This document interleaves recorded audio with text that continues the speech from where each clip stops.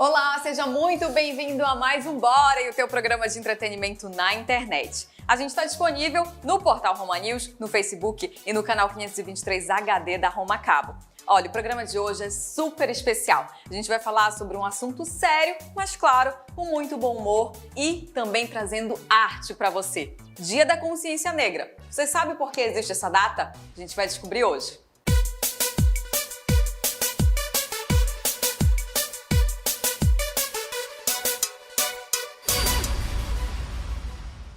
Em cada olhar um pouco de navio negreiro, me condenando por coisas que eu nunca fiz. Em cada lugar esse racismo exala o cheiro, deixa o meu povo cada vez mais infeliz. Da escravidão à servidão que se instalou, mas de 100 anos tudo parece igual. Diz pra Isabel que por aqui nada mudou e que meu povo ainda vive no quintal. A carne mais barata ainda tem melanina, o sangue derramado ainda é mais escuro. Diz pra Isabel que isso tudo me desanima, ver o passado ressoando no futuro. Em cada busão um pouco de navio negreiro, nem Castro Alves descreve essa confusão. Fora do engenho, outro tipo de cativeiro. Sejam bem-vindos à nova escravidão. Gente, esse aqui do meu lado é o Alan Roosevelt, aliás, Pelé do Manifesto. E aqui do meu outro lado, o historiador Diego Maia. E é com eles o meu papo de hoje sobre o Dia da Consciência Negra. Esse assunto super importante para a gente falar, não só nesse dia, mas todos os dias. Mas a gente vai falar de uma forma mais tranquila, mais leve e não vai deixar de ser importante. E com arte, que é o que mais importa aqui pra gente. Sejam muito bem-vindos, muito obrigada por vocês estarem aqui. Pelé, ou Alan, me conta de onde veio esse Pelé do Manifesto. Então, Pelé era apelido de infância na escola. Como eu gostava de jogar futebol e eu me saía bem melhor do que os meus amigos, me apelidaram de Pelé.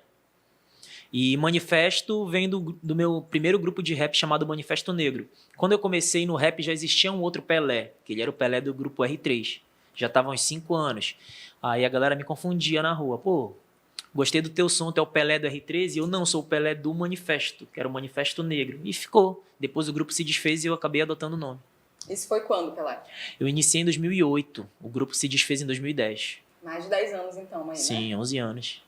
E o que te motivou, o que te levou para esse mundo do rap? Para cantar um pouco da tua história, da tua realidade? Então, eu já gostava de música de protesto desde novo. Desde os 7 anos já gostava de Legião Urbana, sempre me interessei por essa música de protesto, fui precoce. E eu conheci o rap através do Gabriel Pensador. Meu pai me deu um DVD do Gabriel Pensador e lá eu descobri que era rap, que ele fazia parte de um movimento chamado Movimento Hip Hop. E decidi escrever. Eu sempre quis ser poeta também, eu era fã do Cazuza, eu sempre quis ser poeta. E eu falei, pô, vou unir o ritmo e a poesia, que é a sigla do rap, que compõe o rap, ritmo e poesia. Você é um poeta, cantor também. E decidi escrever um pouco do meu cotidiano. Escreve bem, né? Muito bem. Não é à toa que falou o nome do Pelé. É uma alta referência, né? Exatamente. E é muito interessante como tudo tá ligado com história, né, Diego? Não tem jeito. O rap que hoje o Pelé trabalha com isso, vive disso, para contar um pouco da história dele, contar a história de tanta gente, tá ligado com essa raiz que deu origem a esse Dia da Consciência Negra. Os movimentos culturais, eles levantam muito uma bandeira, que é muito bacana, né, Pelé? Que é o movimento da resistência. Tu concordas comigo? Com certeza. Então, a história, ela traz essa bandeira também, ela ajuda o movimento cultural, o movimento urbano, né, as tribos urbanas a levantar essa luta, né, dizer assim, olha, nós estamos aqui, nós também queremos espaço, a gente também quer protagonismo. Protagonismo. É uma palavra que vocês vêm lutando para ter isso, não só hoje, né? Há tanto tempo. Não, com certeza. O KLJ, que é uma das maiores referências do hip hop, do rap no Brasil, que é o DJ do Racionais MCs, ele diz que o rap é a voz de quem não tem voz. A gente quer dar esse protagonismo ao jovem que não tem esse protagonismo, que é o jovem periférico. Eu costumo dizer nas escolas que eu faço intervenção, que o jovem preto e periférico, principalmente, ele quer ser protagonista da sua própria história. Ele não quer ser uma pessoa que está vendo a história passar, que está vendo o mundo acontecer. Ele quer ser protagonista. E quando ele não tem essa oportunidade de ser protagonista através do ensino, através da música, ele vai procurar esse protagonismo em outro lugar, que é o lugar que a gente já sabe qual é. E é bacana a gente entender, por exemplo, que o Dia da Consciência Negra traz como referência o zumbi.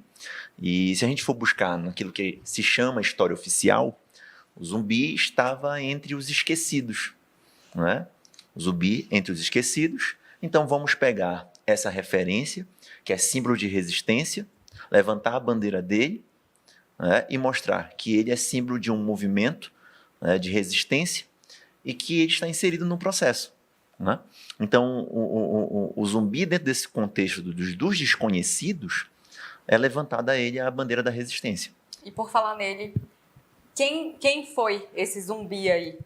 Bom, o zumbi, ele foi um negro, né, que tem uma história muito curiosa, foi criado até por um coroinha, aliás, por um padre, ele era coroinha, e acabou que ele foi um grande líder da resistência do Quilombo de Palmares, né, ali no Nordeste, mais precisamente em Alagoas, e ele virou um símbolo de resistência, né, por causa da luta, defendendo o quilombo. Um quilombo que não era só um espaço de negros, mas também tinha alguns brancos, índios, e ele acaba sendo o maior líder daquele movimento, porque ele vai incomodar uma aristocracia rural que pensava ali em governar e a partir dos seus próprios interesses. Então ele incomoda muito, né? E aí um paulista, um bandeirante paulista é contratado então para destruir o Quilombo de Palmares, e assim o zumbi é morto. Teria sido no dia 20 de novembro. Por isso que o Dia da Consciência Negra, ele lembra a morte de Zumbi, né? Símbolo da resistência. Né? E vamos então pegar esse símbolo de uma resistência que não foi protagonista de uma história oficial e trazer ele para esse movimento. Por isso que o Dia da Consciência Negra é importante lembrar do zumbi como um símbolo de resistência. E a gente não tem como falar de consciência negra e não falar de escravidão, né? Não falar dessa trágica história que nos pertence, né? E eu queria que tu contextualizasses um pouco, Diego. É porque, assim, hoje, de verdade, eu não consigo ver como que as pessoas um dia chegaram em um outro ambiente que não era o delas, olharam para um determinado povo e falaram que elas serviriam a um outro povo. Hoje, assim, eu não conseguiria ver isso acontecendo hoje. E por que isso historicamente aconteceu? Bom, a primeira coisa é a gente entender que a escravidão nunca foi feita por cor de pele, né? Nunca foi cor de pele. Claro que se em um dado momento da história se justifica muito a cor de pele, há relações negativas. Né? Inclusive, isso tem gente que até faz justificativa bíblica. Né? Enfim, mas a escravidão nunca foi feita por cor de pele, e sim por condição econômica, social. Tanto é que se a gente for pensar em escravidão, existia escravidão de brancos, loiros, né? Olhos azuis, indígenas. Então, nunca foi por cor de pele, e sim foi por condição. Então, é a ideia de que eu tenho de ser superior a um povo, e a partir dessa superioridade que eu entendo que é minha, escravizo. E o negro, num dado momento da história, principalmente a partir do século XVI, foi muito ligado à escravidão. E trabalho no mundo todo, principalmente nas Américas, era condicionado à escravidão. E a gente ainda tem muitos reflexos hoje. A ideia de você trabalhar a escravidão. Tanto que as pessoas até brincam com isso. Né? Por exemplo, tu vai ser o quê, professor? Aí já começa a cantar. Lê, lê, lê, lê. Quer dizer, faz uma referência de que o trabalho está relacionado à escravidão. Nós temos vários resquícios disso. Então, a escravidão nunca foi por cor de pele, sempre foi por condição. E as pessoas entenderem que elas são superiores às outras. Entendeu? Então, tem todo esse contexto. No Brasil, infelizmente, houve esse histórico da escravidão e houve muito essa referência, essa ligação com os negros, né? E aí, eu queria saber de ti, Pelé, como que isso se reflete na tua realidade, assim, na realidade dos teus pares? Então, eu acho que todo preto ele sofre esse reflexo, da escravidão, esse resquício ainda. A gente sofre preconceito desde que nasce. Eu vou sofrer preconceito para sempre. É uma frase do filme do Besouro, que o mestre Alípio fala para ele. O Besouro diz, eu não posso porque eu sou pobre, eu não posso porque eu sou menino e eu não posso porque eu sou preto. Aí o mestre Alípio fala, o menino cresce e vira um homem, o pobre pode ficar rico, mas preto você vai ser para sempre. Então não bote isso como um empecilho para você crescer e ser alguém. Então eu compreendi que preto eu vou ser para sempre. Então eu não posso me calar e nem deixar todo o racismo que a gente sofre atrapalhar o meu desempenho. Eu tenho que tentar superar sempre. Então eu faço isso através da música. É a minha inspiração. Quem acompanha a minha história na música sabe. Eu sempre tento abordar vários temas, mas o tema principal na minha música é o combate ao racismo.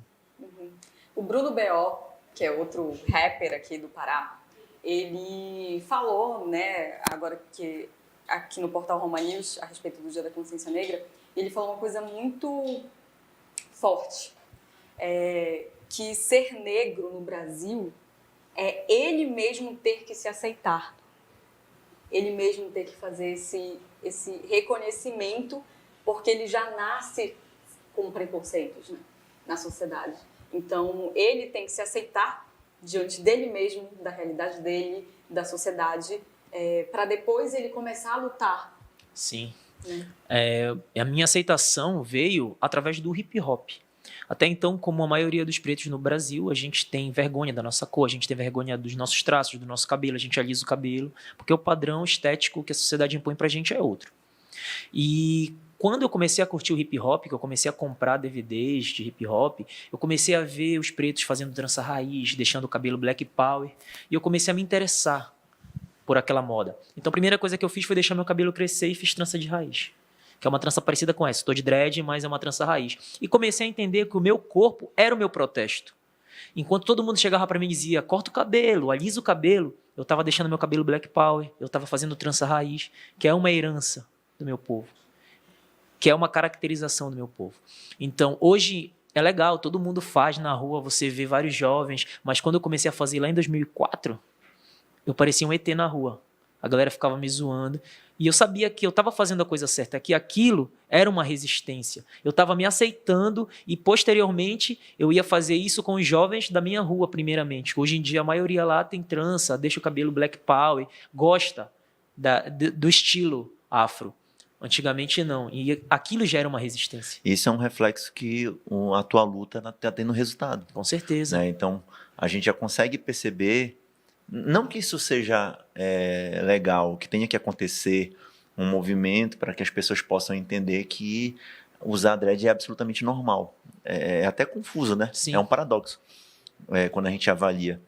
Mas virou meio que moda. Muitas pessoas usarem. Eu vejo muito jogador de futebol, Sim. né? O pessoal que é de música, que é da arte, enfim, como um todo, tem lutado muito por isso e tem conseguido estabelecer algo que é normal, digamos assim, que não parece ser anormal, estranho, né? Porque eu tenho um amigo também que ele fala o seguinte, esse Diego, eu sou constantemente testado. Constantemente. Sou testado. Do tipo assim, de onde você mora, aí a pessoa vai ter uma noção de quem ele é, faz um pré-juízo, né? Um pré-conceito. Quem é teu pai? Onde você estuda? São coisas que vão fazer as pessoas gerarem um conceito sobre outras por causa da cor da pele. Que isso é um absurdo ainda no Brasil, né? Agora, a gente tem que também pensar numa coisa que é muito interessante. Quem está escutando, a gente assistindo, enfim, tem que pensar que ninguém nasce racista. Ninguém nasce racista. Exatamente. Não é? As crianças não nascem racistas. Elas são educadas de uma forma que vão deixá-las racistas. Então a gente tem que pensar muito nessa formação que a nossa criança está recebendo, né? Toma muito cuidado com palavras, com frases que meio que indiretamente são racistas, transformam uma pessoa racista. Né? Aí outro dia um colega perguntou assim para mim, Diego, eu tenho uma grande dúvida se as pessoas estão sendo racistas comigo ou com o todo. Aí eu falei assim para ele, esse é um dos grandes problemas que o movimento acaba encontrando na punição daqueles que praticam o racismo. Porque a nossa lei, ela divide, ela desqualifica o racismo. De que forma? Quando você vai na delegacia, vamos supor que você chama o Pelé de macaco. O Pelé se sente ofendido, vai na delegacia. Como foi você que condicionou a ele, ao Alan, o Pelé, chamando-o de macaco? Na delegacia, você vai ser enquadrada como uma agressora de injúria racial, que não é racismo. São coisas totalmente diferentes. Racismo é uma coisa e a injúria racial é outra.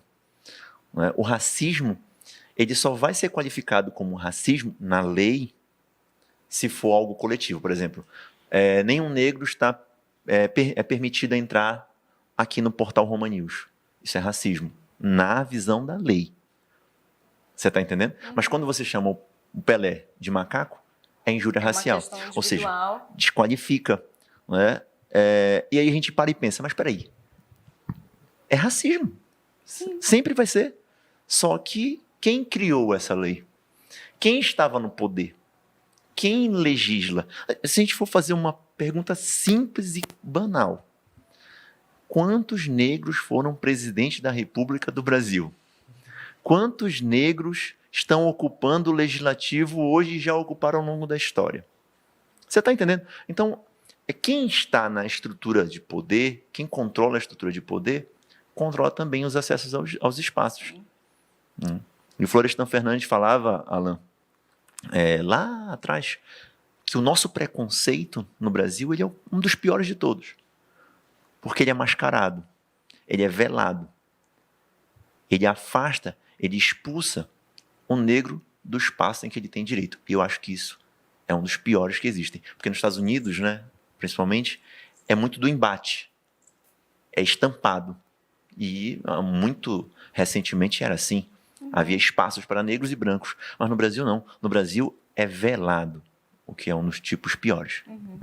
E aí dentro desse contexto, Pelé, eu queria que tu falasses pra gente como que tu encaras esse preconceito no teu dia a dia. O que já te passou, assim, sei lá, você pode contar uma situação que ficaste, sei lá, que isso tenha te revoltado, talvez, alguma coisa assim, qual foi a tua reação? E também, o que tu acreditas, além da tua arte, que pode ser feito, né, com uma solução para acabar, né? Se a gente tenta diminuir todo dia um pouquinho, mas assim, eu acho que isso aqui acabaria com o racismo, com o preconceito no Brasil. Então, se eu for falar tudo que eu já passei, a gente vai ficar aqui uma semana. Mas então, é difícil, a gente aprende o racismo desde a infância. A gente reproduz esse racismo desde a infância. Quem é preto também, porque a gente é ensinado dessa forma. Então, combater esse racismo é uma coisa muito, muito difícil. A gente ia ter que fazer uma reformulação inteira na mentalidade da população brasileira, tipo um reset na mente de todo mundo, que é coisa muito difícil, mas a gente tem como diminuir através da arte, através do ensino, através da escola. A gente não aprende na escola os autores pretos. Eu tive que aprender autores pretos por conta própria. Então, só isso aí já induz a galera a não ter como referência o preto, a achar que o preto é inferior. E que é exatamente isso que o Diego acabou de falar, né? Você ter aquele recorte daquela realidade de uma pessoa preta. A gente não tem um ensino das religiões de matriz africana na escola, no ensino religioso. E as crianças acabam crescendo achando que qualquer religião que é afro-brasileira, de matriz africana, é do demônio, por exemplo. Então, eles conhecem, né? Sim, com certeza. A gente teve um caso agora aí que aconteceu que ficou famoso aí de um ex-político dando frutas, que era de uma oferenda, enfim, desrespeitando inclusive a religião. E sobre os casos que aconteceram comigo, é difícil a gente chegar pro combate, primeiramente, de fato, porque sempre vão olhar pra gente diferente. Se eu sofrer racismo na rua e agredir alguém, quem vai estar errado sou eu. Como o Diego falou, se a gente vai para a delegacia e a pessoa que me chamou de macaco vai ser enquadrada por injúria racial, não vai ter prisão, não vai ter crime, vai assinar um prescritivo, um TCOzinho, vai embora para casa, mas se eu agredir ela, eu vou responder por agressão. Então, se a gente responder na mesma moeda, a gente sempre vai estar errado. Então, a gente tem que ser inteligente para o combate. Por isso que eu faço meu combate através da música, através do ensino, através da palavra. Se eu tentar fazer de outra forma, que é a forma como a gente quer se defender, porque o racismo ele deixa a gente muito bravo. Sofrer um racismo deixa a gente muito bravo. Por exemplo, fazia uns 2 anos, 3 anos que eu não era abordado pela polícia. Desde que eu comecei a aparecer na TV, desde que eu botei o dread mais longo, eu meio que estava passando despercebido, eu estava meio que invisível. Mas recentemente, umas 2 semanas, eu sofri uma abordagem com um amigo. A gente estava voltando do futebol de carro, no carro do meu amigo, e a gente foi parado pela polícia. Aí o policial afastou nós dois e falou: você faz o quê? Eu estava de camiseta, eu sou cheio de tatuagem. Você faz o quê da vida? Eu falei: olha, eu sou arte educador, eu sou dono de uma barbearia, eu sou músico. Aí ele olhou para mim e falou: quantos anos tu tem? É teu mesmo isso? Tu é dono realmente de uma barbearia? Onde fica essa barbearia? Tu é músico mesmo? Tu dá aula onde? Onde é a escola que tu é arte educador? Então, ele não estava acreditando que eu poderia ser tudo aquilo. Eu tive que explicar para ele onde era, dar o endereço, mostrar foto. Tive que falar a minha idade, porque ele não estava acreditando que eu fazia tudo aquilo. A mesma coisa com meu amigo, que é dono de uma loja. Perguntou a mesma coisa para o meu amigo. Então, é difícil tu ter que provar que as tuas coisas são tuas, que as tuas conquistas são tuas, porque eles acreditam que você não tem capacidade de fazer algo. Então, ser preto é estar provando a todo momento, é ser acusado de algo que você nunca fez. Tanto que eu disse na primeira rima lá. Tô de saco cheio de ser acusado de coisas que eu nunca fiz. Eu tenho que a todo momento estar provando que eu sou inocente, quando deveria ser ao contrário. Então, é só um dos casos que aconteceu comigo durante a minha vida inteira, como ser parado pelo mesmo policial 2 vezes em menos de 1 hora. Porque o cara, ele cismou comigo que eu era bandido, me revistou, depois de meia hora, voltou no mesmo local, me revistou de novo. De ser seguido no shopping por um segurança, do vendedor do shopping não te atender, achando que você não tem dinheiro para comprar o produto que você está olhando e perguntando o valor para ele. Enfim, então são algumas coisas que acontecem que tiram a gente do sério, mas a gente tem que ter aquela serenidade de saber responder, de não partir para uma agressão verbal, para uma agressão física, de tentar lidar com palavras. É difícil para quem está sofrendo, essa agressão é muito difícil, mas a gente tem que fazer dessa forma porque a corda sempre vai pesar para o nosso lado. E essa pergunta se estende para você também, Diego. Como que a gente consegue passar isso para as novas gerações, né? E, assim, só acrescentando que eu acredito que as novas gerações elas já estão vindo de uma maneira mais desenvolvida, né? Sim. Assim, com outro pensamento e defendendo também causas que nem podem ser delas, Sim. mas existe a empatia nessa nova geração que está, nessa nova safra aí que está chegando, né? Então, eu pergunto para vocês, qual é o caminho para a gente desenvolver mesmo a humanidade, a sociedade? Eu penso em ações educativas, né?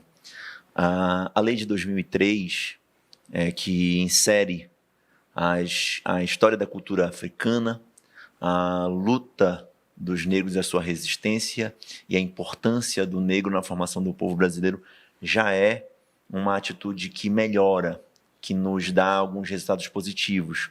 Isso já acontece, não é? O Dia da Consciência Negra, que é de 2011, mas já se praticava muito, na década de 90, na verdade, era Semana da Consciência Negra, assim vai. Hoje já tem uma galera também que trabalha o Novembro Negro, né? Que é todo mês, né, de refletir. E muita gente me pergunta, né, por que consciência negra? Consciência de saber que o Brasil é formado por negros também. Consciência de saber que a nossa população hoje tem 54% da população afrodescendente, né? Consciência para estudar isso de uma maneira muito tranquila, né? Dos pais, né, levarem essas informações para casa para os filhos. Então, assim, como mudar isso? Ações educativas. O que a gente está fazendo agora aqui é uma ação educativa, não é? As pessoas precisam conhecer a sua própria história, consciência de conhecer a própria história da formação do povo brasileiro, não é? Então, assim, a gente precisa dessas ações rotineiramente, todos os dias. Não pode se pensar num dia, não pode se pensar num mês, tem que pensar em todos os dias do ano, para que a gente possa ter um resultado positivo. Um amigo meu até outro dia conversava comigo e eu disse assim para ele, cara, ele me perguntava o que é de fato ser racista? O que é racismo? O que é raça? Existe? Eu falei, cara, quando tu pensa em raça, é uma ideia de que existe distinção entre os seres humanos, quando não tem. Pensar em distinção entre seres humanos é um símbolo de ignorância, não é? Porque é algo que não se avança. É algo que não se avança. A gente tem que pensar que não existe raça branca, indígena, negra. Isso é algo que é absolutamente ignorante. Não é? Eu até brinco dizendo que, olha, a única raça negra que eu conheço é a banda, não é? Porque não existe. É uma ignorância total. Então a gente precisa levar para as crianças a educação. Eu levanto a bandeira da educação e digo, ó, é por aqui que a gente consegue acabar com o racismo. E você, Pelé? Então, como o Diego falou, o Dia da Consciência Negra é para reflexão da inserção do negro na sociedade brasileira. Como é que isso acontece? Mudou muita coisa desde 1888? Como se deu essa inserção do negro? Ele saiu formado com uma mansão? Não. Foram libertos sem poder estudar, sem poder trabalhar, sem moradia, abandonados à margem da sociedade brasileira, dentro das favelas. E a partir disso, de um povo que trabalhou por quase 400 anos, braçalmente para construir a nação, porque o Brasil basicamente foi construído no trabalho braçal do preto. A base econômica do Brasil era através do trabalho braçal do preto. Então a gente ajudou a construir uma nação, foi esquecido, foi liberto, porque a gente vive numa nova escravidão hoje. A gente foi liberto sem direito à educação, saneamento, sem direito ao trabalho digno, sem direito à moradia, sem direito a nada.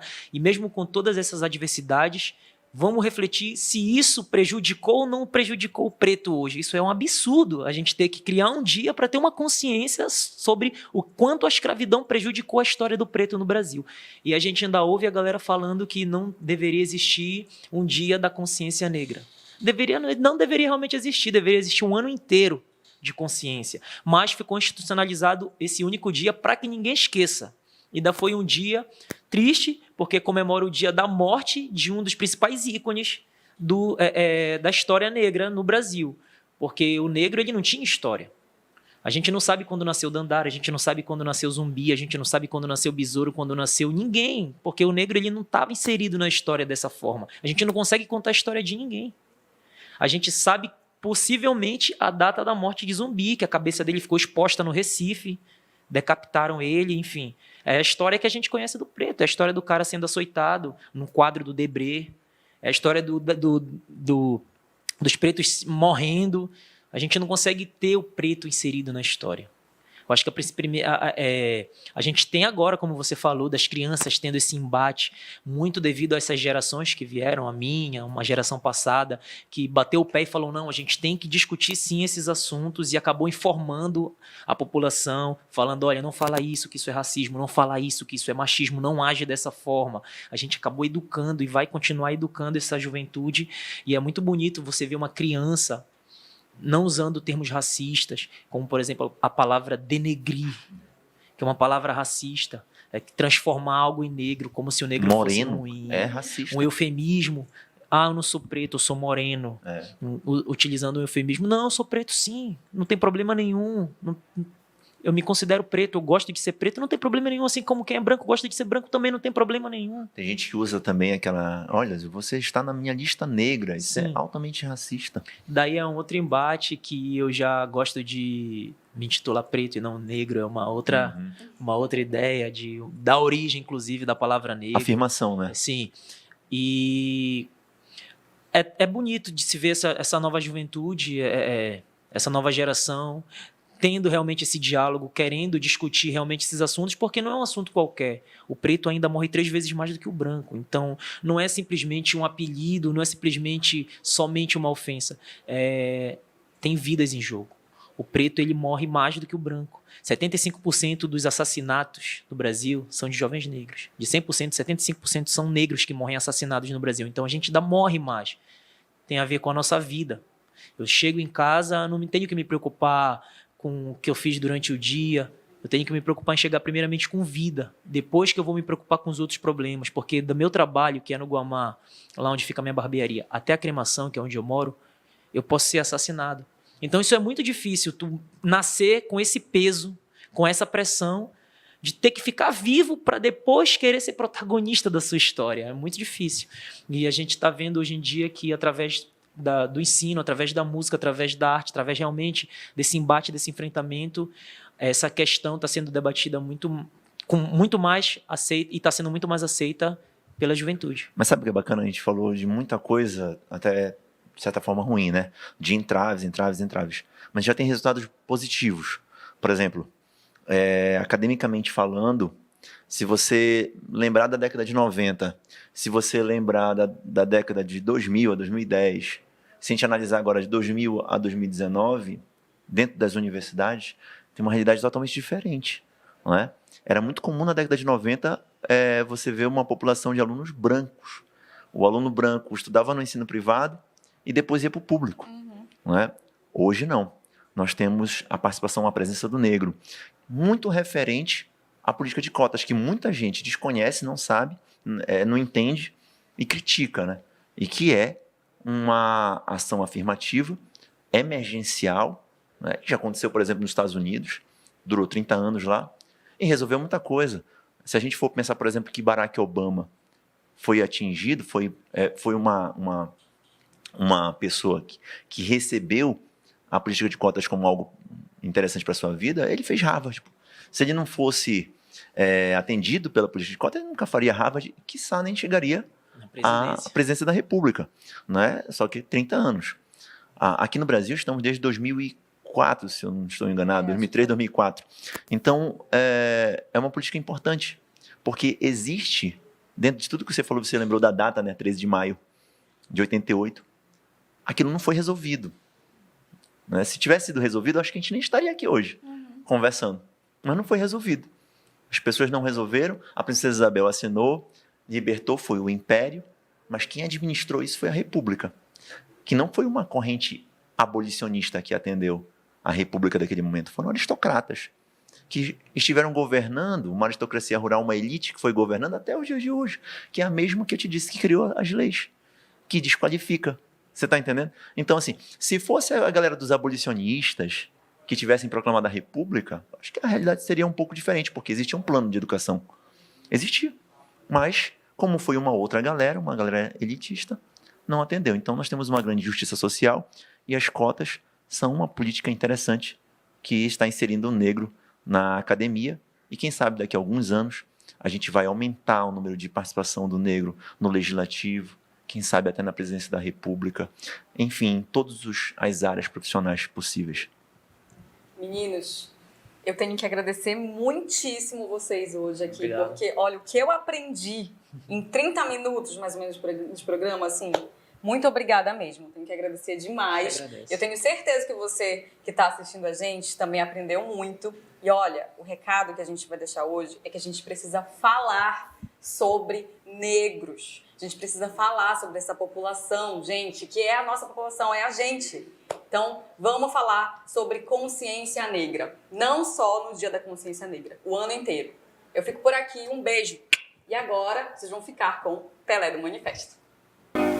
Sou neguinho sim, sou preto com muito amor, daquele que olha no espelho e acha foda a sua cor. Não nasci pra tá chamando ninguém de doutor, a minha meta é levantar cada irmão que tombou. Demorou, aí o mundo é nosso neguinho, eu quero tudo como quem não quer nada e no sapatinho. Eu vou chegando de mocinho, sei que eu não tô sozinho, me esquivando da ilusão pra não ficar pelo caminho. Nem tudo que reluz é ouro, parceiro, paraíso onde seu vi nos navios negreiro. A rua me criou, meu pensamento é ligeiro e essa música é um alô pra todos que são verdadeiros. Ser 2 vezes melhor, não, cansei dessa parada, cansei de ser o preto do estilo homem na estrada, divertir atravessando a rua apavorada, de provar que o celular é meu pra não levar porrada. E não é frescura não, me diz aí quem consegue. Toda vez que entro no shopping o segurança me segue, todo mundo percebe, todo mundo repara, as câmeras me perseguem, a polícia sempre me para. Não vem de caô, dizendo que não é preconceito, se acha que preto é ladrão desde que mama no peito. É o X da questão, ninguém explica direito.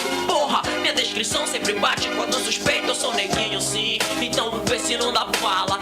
de falar que o meu lugar é na senzala. Te cala, se liga agora no que o preto fala. O cheiro da revolta quilombola que exala. Sei que vocês odeiam o estilo do gueto, mas hoje vão ter que fingir que gosta de preto. Diz que acha foda o meu cabelo duro, diz que adora meus panos e os grafites no muro. Mais de 4 condução, currículo na mão.